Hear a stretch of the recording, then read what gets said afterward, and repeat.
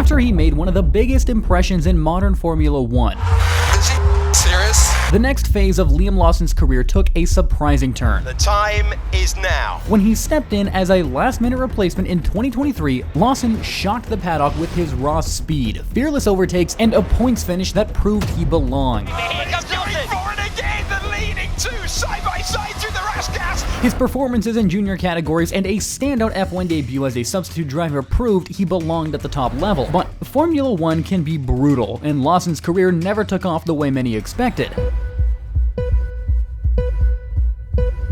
Red lights, go out. Liam Lawson knocks out Max Verstappen. Absolutely extraordinary. Despite his talent, Lawson was left on the sidelines, forced to watch as others got the opportunities that he deserved. It was a stunning fall for a driver who seemed destined for greatness. He got back in the cockpit, and this time he was ready to prove that he was more than just a reserve driver. This is the rise, the fall, and the fight for redemption of Liam Lawson. Liam Lawson's rise in Formula 1 was one of the most unexpected and inspiring stories of 2023. Growing up in the quiet town of Pukeko near Auckland, Lawson's love for speed was ignited at an early age. His father's passion for Formula 1 and Australian V8 supercars meant motorsport was always in the background. Whether it was cars, bikes, or even tractors, if it had an engine, Liam was fascinated. A big moment came when his childhood friend, Matthew Payne, introduced him to live racing for the first time. From that moment on, Lawson was hooked. It didn't take long for him to get behind the wheel himself. Go-karting became his proving ground, and his natural talent was impossible to ignore. By the time he was 7, he and his family were traveling across New Zealand, competing in national events. The country's handful of circuits became his playground, honing his skills and setting him on the path toward greatness. New Zealand may be a small country, but it has produced motorsport legends like Scott Dixon, Shane Van Gisbergen, Mitch Evans, Nick Cassidy, and Brendan Hartley, drivers who have conquered global racing. Lawson was determined to follow in their footsteps. A key figure in Lawson's journey was Kenny Smith, a legend in New Zealand motorsport. An 82-year-old, 3-time New Zealand Grand Prix winner, Smith saw something special in the young driver. Their bond started in the Formula First series, where Lawson's aggressive style caught Smith's attention. More than just a mentor, Smith became a trusted guide, helping Lawson navigate the brutal world of racing, offering advice and even attending races with him. But talent alone wasn't enough, and Lawson had to prove himself on the world stage. At just 16, he took a leap of faith, moving to Europe to join the Van Amersfoort racing team in the Netherlands. Meanwhile, the transition wasn't easy. Living alone, learning to cook, and adjusting to a new culture were all challenges, but his hunger to succeed kept him going. The hard work paid off. His performances in Europe caught the attention of Red Bull's prestigious junior program, earning him a spot alongside future F1 driver Yuki Tsunoda. While Tsunoda's rise to F1 was rapid, Lawson took a different path, grinding his way through Formula 3, Euro Formula Open, and the Toyota Racing Series. He was never the favorite, never the golden boy, but he kept proving people wrong. His journey was just beginning, and the best was yet to come. After 2 seasons in Formula 3, Liam Lawson took the next big step in his career, moving up to Formula 2. The competition was fierce, and the challenges were relentless, but Lawson proved he could hold his own. In 2021, he took an unexpected detour into the world of German touring cars, competing in the prestigious DTM series. His performances built his reputation within Red Bull's junior program, but just as he was on the brink of championship glory, a controversial final race denied him the title. The setbacks, though, didn't stop him. In 2022, Lawson returned to Formula 2, determined to prove himself. The season tested his capacity as he battled against some of the best young drivers in the world. He finished 3rd in the standings, but his 4 sprint race wins sent a clear message. He was ready for the big leagues. With F2 behind him, Lawson set his sights on a new challenge in 2023, Japan's Super Formula Championship with Team Mugen. Racing alongside 2 champion Tomoki Najiri, Lawson wasted no time making an impact. In his debut race at Fuji Speedway, he put his Honda-powered car 3rd on the grid and then stunned the field by taking the win. He became the first driver to win on their Japanese Top Formula debut since 1978. But success never comes easy. His second race was a reminder of how brutal motorsports can be. A safety car infringement penalty cost him a podium, dropping him to 5th despite running in 3rd place for most of the race. Lawson didn't dwell on the setback. He went on to win 2 more races, securing multiple podiums and a pole position. By the end of the season, he was runner-up in the championship,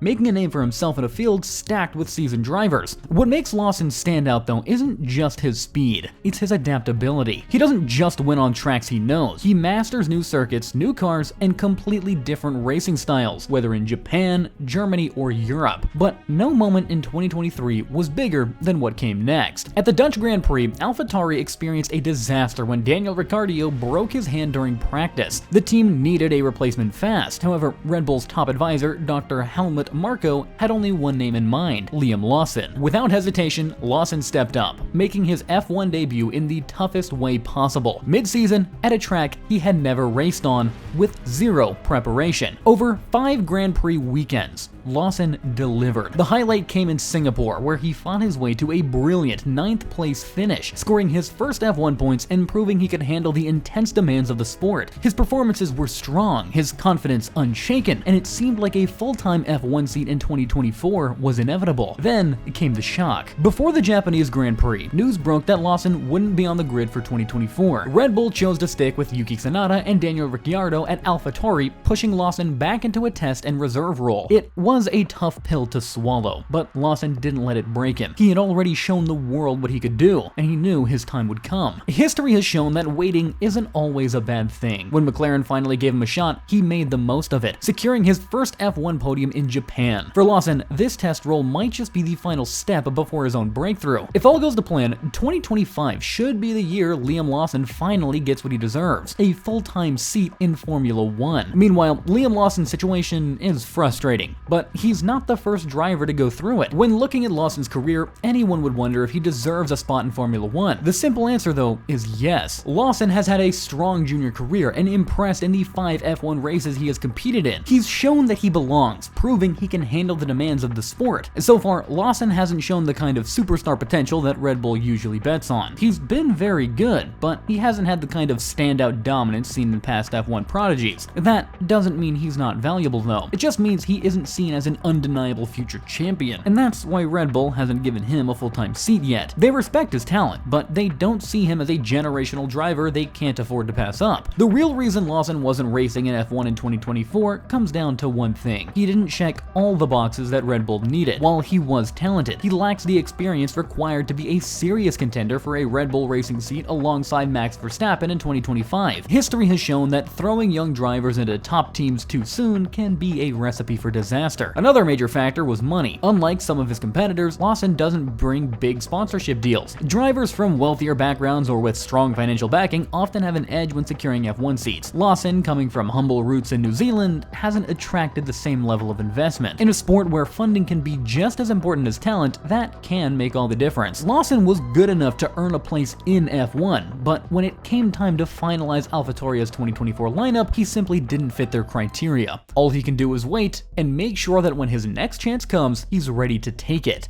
Despite outperforming expectations, Lawson was left on the sidelines for 2024. Red Bull decided to keep Tsunoda and Ricciardo at AlphaTauri, leaving Lawson in the frustrating position of being a test and reserve driver once again. It wasn't a decision based purely on performance. Red Bull values experience, and while Lawson had shown promise, he didn't have enough races under his belt to convince them he was ready for a full-time seat. Then there was the financial aspect. He didn't come with major sponsorship backing like some of his rivals. In F1, talent is crucial, but money often plays just as big of a role in deciding who gets a shot. Lawson could have let the setback crush him, but instead he took it as motivation. He kept his head down, continued working with Red Bull behind the scenes, and stayed ready for any opportunity. That patience paid off when McLaren came calling. By the time he finally got another chance, Lawson was more prepared than ever. He had matured, learned from his time on the sidelines, and when he got into the car, he wasted no time proving why he belonged. His podium finish in Japan wasn't just a career milestone. It was proof that he wasn't just another young driver passing through the F1 system. Meanwhile, everyone seems to have collectively realized that Red Bull is simply not the place to be unless a driver's name is Max Verstappen. The so-called Red Bull curse gets mentioned every season, especially when a driver is replaced. But in reality, the curse doesn't exist. It never has. The truth is much simpler. Red Bull's car is built entirely around Verstappen's driving style, making it incredibly difficult for anyone else to succeed. This isn't a new revelation, though. It's been clear for years. Yet, time and time again, talented drivers have struggled to handle the car. Pierre Gasly couldn't make it work. Alex Albon struggled. Sergio Perez has had a rough time. And now, Liam Lawson's situation is starting to look similar. One major issue with Red Bull's approach is the disappointment it creates. When a team has a dominant car, people expect both drivers to be competitive. But at Red Bull, it's the Max Verstappen show, with his teammates often falling far behind. This lack of competition takes away the excitement of Formula One, and instead of rethinking their approach, Red Bull keeps cycling through drivers, hoping to find another Verstappen who can master the car. Some fans have argued that Yuki Tsunoda should have been given the Red Bull seat over Liam Lawson, and they may have a point. However, history suggests that missing out on the seat might actually be a blessing in disguise. The problem isn't the drivers.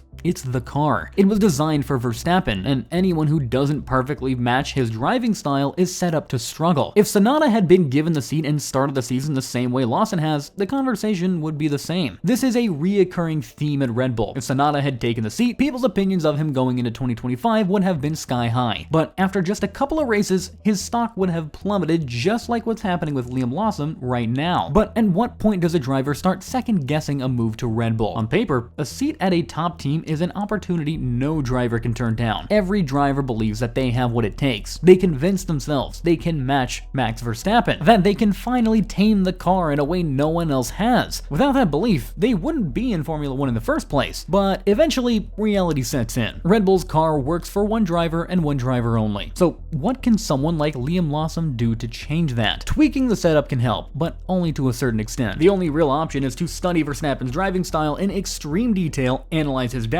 his habits, and the way he extracts performance from the car. Essentially, the only way to make the Red Bull work is to drive like Verstappen. However, his approach comes with a massive problem: time. Learning to replicate another driver's style takes an enormous amount of time that a Formula One driver simply doesn't have. And even then, it would never be a perfect match. Expecting Lawson to drive like Verstappen is as unrealistic as telling Rubens Barrichello that if you just drove exactly like Michael Schumacher, he might have won a championship. Even in an ideal scenario where Lawson dedicated himself to mirroring Verstappen's driving style, he would essentially be relearning how to drive an F1 car from scratch, going against every instinct and technique that got him to this level in the first place. The learning curve would be brutal, and by the time he got close to mastering it, he would have already lost crucial points, races, and possibly even his seat. The only other solution would be for Red Bull to change the car, but that's just as unlikely. Formula One teams have always had a number one driver, the one they build their car around to maximize their championship chances. That's nothing new, but Red Bull has taken it to an extreme. Driver after driver has failed to get gripped with the car, and the only one who ever truly challenged Verstappen was Daniel Ricciardo, before the team finally revolved around Verstappen. Back then, they were on equal footing, but now Red Bull belongs to Max Verstappen, and anyone else stepping in that second seat is left fighting a battle they were never meant to win. But do you think Liam Lawson can match Verstappen? Let us know your thoughts down in the comment section below.